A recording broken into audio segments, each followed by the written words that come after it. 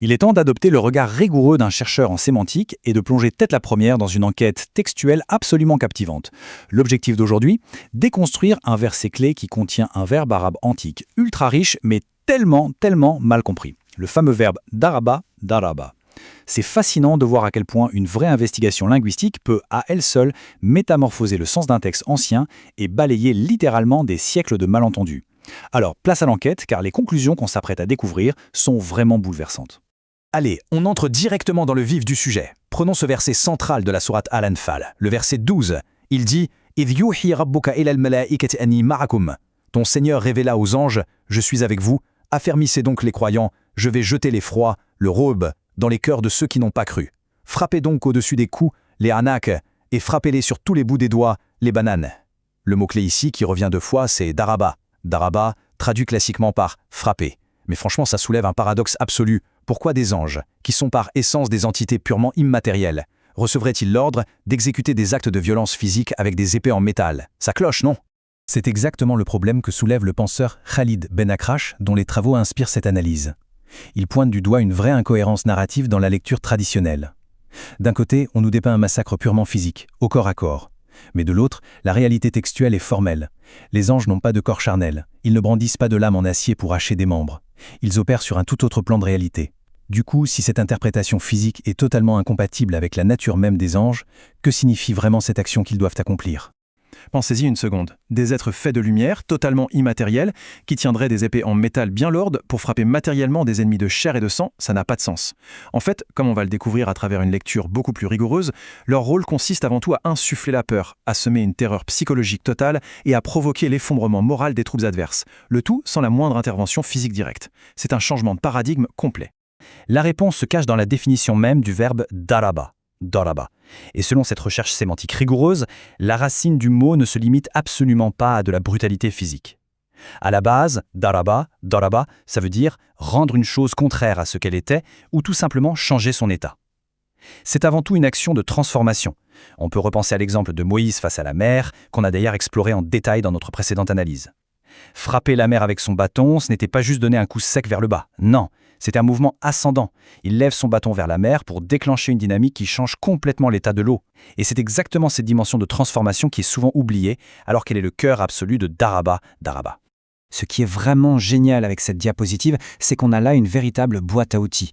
Pour retrouver ce sens originel, l'approche ne se base pas sur des avis personnels, mais sur une méthode scientifique stricte. 1. La contextualisation fine des versets. 2. La comparaison intratextuelle, c'est-à-dire traquer comment le mot est utilisé ailleurs dans le texte. 3. Vérifier la cohérence narrative globale. Et 4. L'élimination systématique des interprétations incompatibles avec le contexte, comme nos fameux anges immatériels avec des épées en acier. C'est un filtre indispensable. Appliquons donc cette méthode. Étape numéro 1, le décodage du mot « anak », et on va voir qu'on est très loin du simple coup anatomique. C'est là que l'approche sémantique devient redoutable. Linguistiquement parlant, la racine du mot « anak » désigne quelque chose qui se resserre, un véritable goulot d'étranglement. Pour bien visualiser, il suffit de penser à une équipe de sport qui se regroupe en cercle sur le terrain avant un match, ou à des soldats qui forment un bloc ultra serré pour écouter des ordres. Ils forment ce qu'on appelle un anak, un amas, un regroupement extrêmement dense. On ne parle donc absolument pas de coups humains à trancher, mais bel et bien d'une formation militaire compacte sur un champ de bataille. Et là, il y a un détail absolument crucial à souligner. Si on regarde bien le texte du verset, l'arme utilisée est nommée très clairement. C'est le robe. Je vais jeter dans les cœurs des mécréants le robe, c'est-à-dire la terreur, l'effroi. L'arme d'impact des anges n'est donc pas matérielle, elle est purement psychologique. C'est une force invisible qui frappe directement le mental. Et regardez comment les pièces du puzzle s'emboîtent à la perfection. Si daraba signifie changer l'état d'une chose et que anak désigne une troupe rassemblée, que se passe-t-il quand une force invisible projette une terreur psychologique massive sur ces hommes? Eh bien, leur état change, tout simplement. Ils passent d'un bloc uni et menaçant à une foule complètement dispersée et en fuite. L'action de faire daraba au-dessus des anak décrit en fait une manœuvre tactique brillante qui fait exploser la formation ennemie par la panique. Aucun sang versé, c'est de la guerre psychologique à l'état pur. Passons maintenant à la dernière pièce du puzzle, le mystère du mot banane, grâce à la puissance de la comparaison intratextuelle. En cartographiant les racines du texte, tout s'illumine. La racine de banane est intimement liée à la notion de construction. Par exemple, le texte utilise souvent le mot banoun pour parler de la famille ou de la descendance. C'est ce qu'on appelle une construction immatérielle, un héritage. Mais d'un autre côté, le mot banane fait spécifiquement référence aux constructions physiques et matérielles. Sur un terrain d'affrontement à cette époque, qu'est-ce qu'une armée bâtit? Des tentes, des camps de base, des avant-postes pour stocker les armes et se mettre à l'abri. Mettons ces deux visions face à face. Le contraste est saisissant. D'un côté, on a cette idée traditionnelle de couper le bout des doigts à des soldats un par un en plein milieu d'une bataille. Tactiquement, c'est plutôt étrange. De l'autre, on a la destruction des infrastructures bâties par l'ennemi. Avec notre méthodologie, faire daraba sur le banane, ça veut dire utiliser les forces de la nature, comme des tempêtes ou des vents violents générés par l'action angélique, pour changer l'état du camp. C'est tout bonnement démanteler les tentes et détruire la base militaire pour priver l'adversaire de tout refuge. On va se pencher sur la nuance spatiale d'un petit mot très important, fauka. Pour vraiment bien saisir la nuance entre sur les cousses et au-dessus des cousses, prenons un exemple de la vie de tous les jours, quelque chose de très concret. Si je dis « j'ai posé le stylo sur la table », en arabe on dira « wada'tul qalam ala at-tawila ». Là ça veut dire que le stylo touche directement le bois de la table. Mais si je dis « je l'ai posé au-dessus de la table », en arabe « wada'tuhu fawqa at-tawila ». Là, ça peut très bien vouloir dire qu'il est posé sur une étagère qui se trouve en hauteur, au-dessus de la table, sans jamais la toucher. Le mot fawqa implique donc une action qui s'exerce au-dessus, en direction d'eux, mais de manière suspendue, sans le moindre contact physique direct.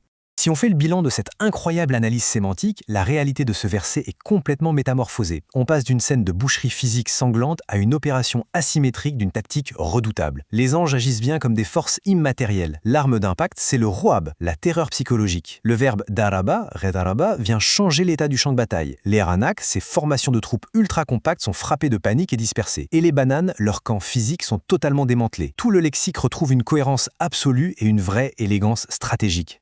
C'est brillant quand on y pense. Si on assemble toutes nos pièces, daraba pour changer l'état, fauka pour une action au-dessus sans contact, et alanak pour les troupes rassemblées, l'ordre donné à ces anges immatériels devient d'une clarté absolue. Ils devaient projeter un effroi psychologique intense au-dessus des armées massées dans le but de briser leur formation. C'est ça changer leur état. Les faire passer d'un groupe soudé et prêt à se battre à une foule dispersée et fuyant dans la panique. Et tout ça sans qu'une seule goutte de sang ne soit versée matériellement par ces entités. Et tout cela amène à une réflexion finale assez vertigineuse. Si la simple remise en contexte d'un seul mot, le verbe daraba, permet de transformer un récit de violence en un véritable chef-d'œuvre de stratégie psychologique, on peut légitimement se demander combien d'autres concepts dans ces textes anciens n'attendent qu'à être décodés avec la même rigueur. La méthode est là, prête à l'emploi. Si cette profondeur d'analyse linguistique fascine, un j'aime et un abonnement à la chaîne sont le meilleur moyen de soutenir ce format. Il reste tant de subtilités à explorer. L'enquête ne fait que commencer.